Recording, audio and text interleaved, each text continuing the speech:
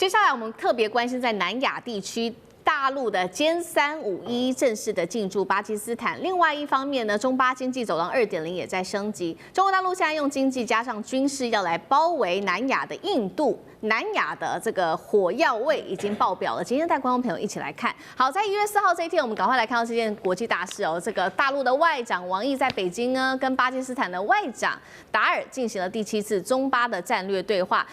这当中，他们特别提到了有关于中巴的命运共同体要来升级中巴经济走廊2.0的一个建设。那在军事武器方面，今天要来特别关心到的就是呢，已经确认有一些武器确定要给的。就是巴基斯坦，我们来看到的是中国之前确实已经向巴基斯坦提议说，愿意给的武器包括了40架歼35啊，还有空警500红旗。防空系统等等，那现在也确立了呢，4到12架的歼351呢，确定会给巴基斯坦，并且呢还会帮忙进行这种飞行员的训练跟基地的升级。那么确定给的时间是2027年初就会完成首阶段的部署了。好，所以节目一开始特别请教尚志哥，刚刚讲到这个经济走廊的升级，再加歼35一起给巴基斯坦，北京用经济军事包围印度吗？接下来对于印度的空军来说，会不会造成什么样子的威胁？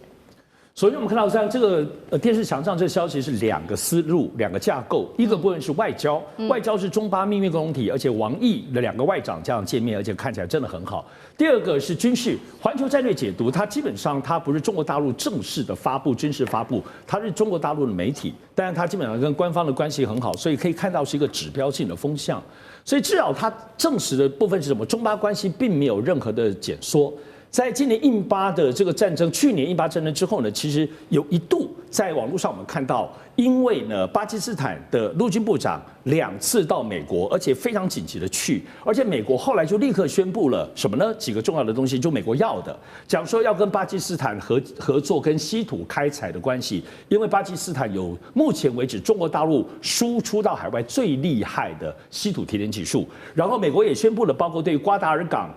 博斯尼港的一些具体的投资的计划，但现在只有楼梯声啦，还没有具体的部分的动作。那么另外当然还有美巴之间亲密，也就是在2024年影响到美国跟印度关系决裂的一个很大的关键。所以其实我们在看任何部分的中巴关系等等，我们不能就单独来看。其实这个地方很微妙，它就要看4角关系，很像4角跳棋，不是3角跳棋哦，它就是巴印跟中美之间，而且它现在就是大家会切来切去，中巴好，然后呢，中国前阵跟印度好，然后印度跟美国吵，所以而且这里又不是只有4国而已，巴基斯坦跟印度都有独立反抗军。还在底下在搅和，那么美国什么说情报系统跟独立反抗军什么合作？中国呢？所以这里头这个混局当中，虽然没有失序，但是至少在4个国家的架构上，只要有任何外交跟军事动作的推进，都还是个指标。我的意思是说，现在我们刚刚看到这个消息，表示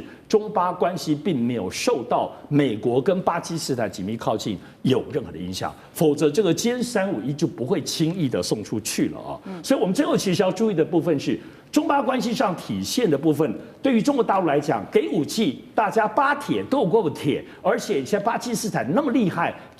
为中国展示他们的武力，这份的关系是2024年新跑出来的。而对于中国大陆核心，还是要跟巴基斯坦“一带一路”的关系继续的体现。我认为这个部分的观察，“一带一路”中西巴这个所谓经济走廊，这是个说法，关键还是认为，包括像瓜达尔港这么样有战略又有矿产意义的这个点上，有没有最后美国的势力、美国的投资还是进来了？因为中国在那边已经投资非常非常久了，那这个才是真正的观察要点。好，所以我们看到中巴不管在经济上面、军事上面，甚至在这个外交上面的加强紧密的合作，现在看在眼里的非常紧张的就是印度了，还有就是俾路斯坦共和国。因为呢，其实除了中巴之间有所合作之外，巴基斯坦自己内部掀起的这个独立运动，同样是让印度感到非常的头痛。所以呢，我们看到这个俾路斯坦共和国的代表，他就是立刻呢写了一个公开信给印度的外长。好，他写了一共是3个主要的要点。第一个，他就提到说，中巴的战略联盟我们要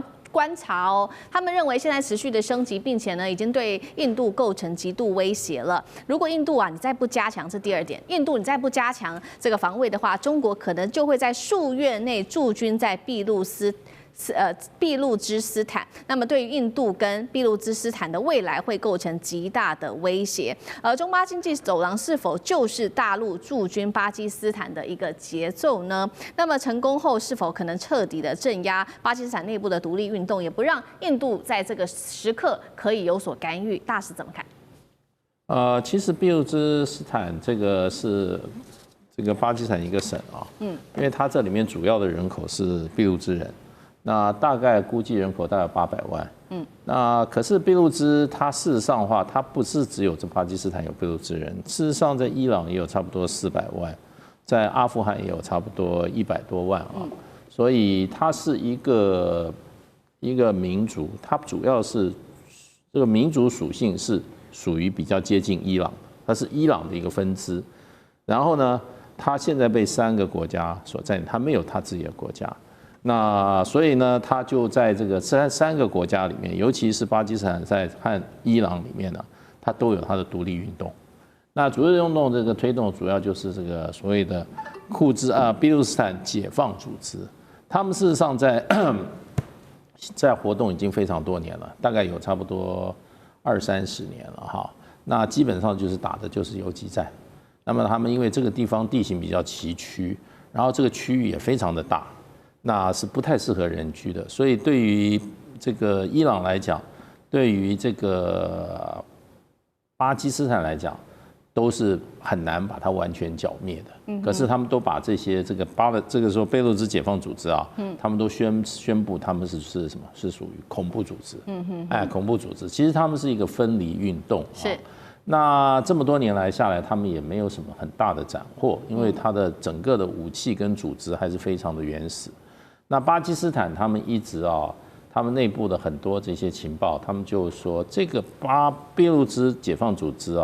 基本最大是靠印度，印度是最大的外援。那也有说，事实上的话，阿富汗也是它中间的一个怎么讲，一个外来的支持者。另外也有传言，就是说俄罗斯也是俾路支的支持者。那俾路支这个组织，它事实上的话就变成在巴基斯坦这个里面的一个分离运动，那么常常这个打停破坏或者进行恐怖攻击。那所以会跟中国大陆扯上关系的原因是，因为俾路支省事实上大部分都在中巴经济走廊开发的范围里面。那这些地方都是穷山峻岭，有很多是要修水坝的，有的时候要修什么油管的，还有就是这个还有修这些港口瓜达尔港就是在俾路支这个地区。所以呢，俾路支就认为就是说，你是帮助这个巴基斯坦的话，那就是我要破坏的对象，所以常常进行一些恐怖攻击，那也造成中国大陆的一些困扰。那你要知道，中巴经济走廊是中国大陆外援里项目非常，它一共340亿美元非常大的项目，几十个项目在里面。最重要，将来是有个油管，是直接从瓜达尔港直接进中国的新疆，那中国打通这个油路的多元的来源所以这个问题其实不是中国大陆问题，这个问题是怎么样？是巴基斯坦跟他的少数民族的问题。那中国是受到牵连而已。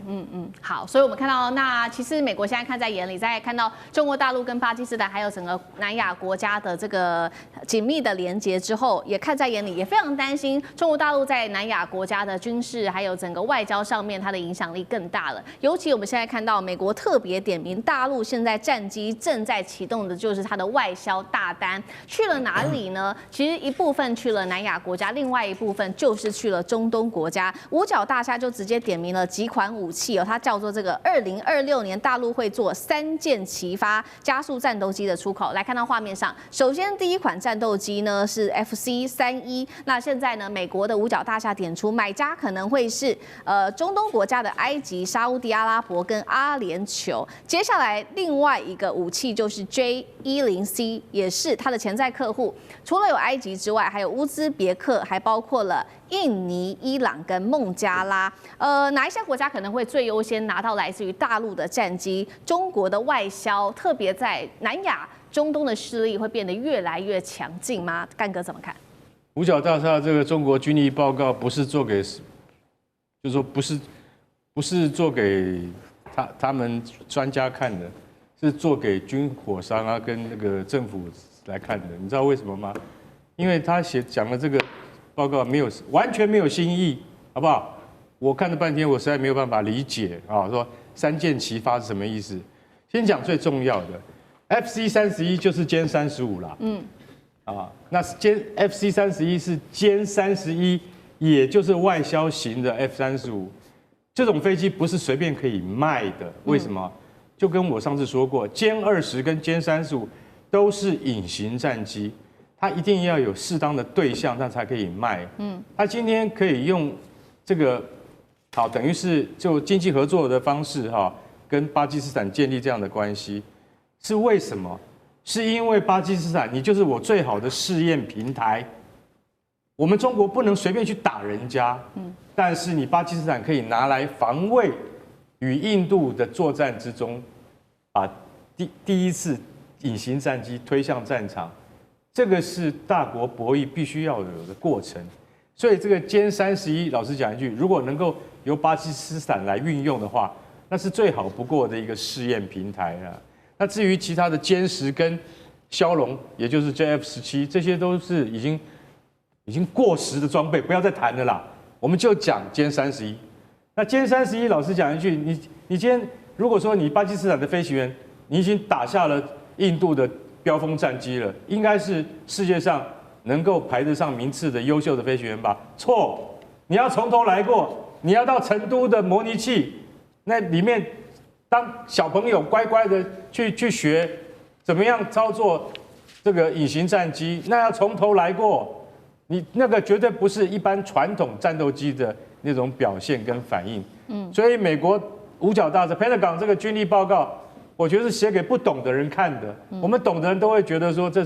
这本报告根本就是不用多看，因为为什么？因为参考价值不高。所以你说有很多国家都有可能成为潜在客户，那我们就继续拭目以待。尤其是沙烏地阿拉伯这个国家，沙烏地阿拉伯它如果有美国武器可以买，它绝对不会买中国武器。那现在是因为美国不愿意卖 F35给他，所以沙烏地阿拉伯表态，我现在对歼35有兴趣，看你美国怎么样。到最后，其实说句实在话，歼35不能够证明自己的实力的话，仍然没有办法打开国际市场，这是我要讲的真话。好，谢谢干哥。那我们休息一下，马上回来。地缘政治、美中之争、战略价值、强权崛起、小国生存，现在与未来洞悉事件走向，掌握世界脉动，全球观点尽在环球大战线。